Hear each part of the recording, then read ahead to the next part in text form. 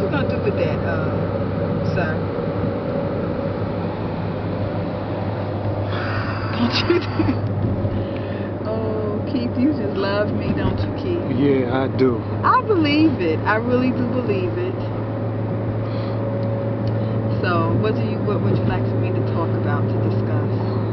The purpose of how we need to be out there, we need to be a part of it and show some resistance to what's going on, because if we're not part of the solution, we're part of the problem. So when we sit quietly by and be silent about it, that shows that we're in agreement with everything that's going on. But when we make noise and show that we're contrary and voice our opinion to it,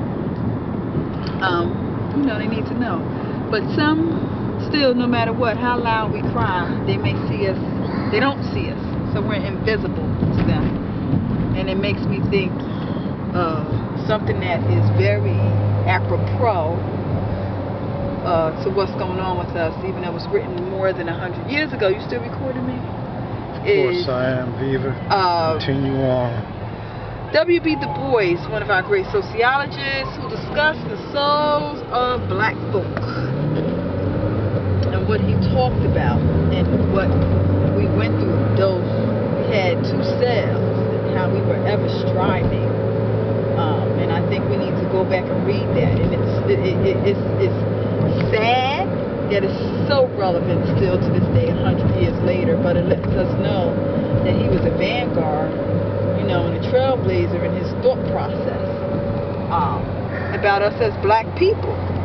So, you know, it amazes me. So, you know, I've been really meditating on that and meditating on how we are invisible.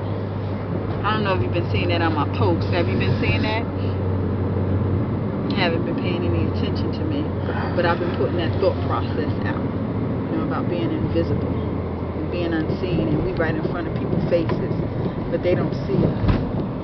No matter how much we scream, yell, throw tantrums. As black as we are, they don't see us. They don't see us. We're invisible to them. That's just like with what happened in Ohio. Tragedy, but it happens all the time in our community. Do we get national news? No. We don't get national news about what's going on in our community, but people reaching out to them. It's such a tragedy. And it is a tragedy. I'm not saying it's not a tragedy, but what about us? How do you think we feel? You think we're okay with it? No, we're not. We're not okay.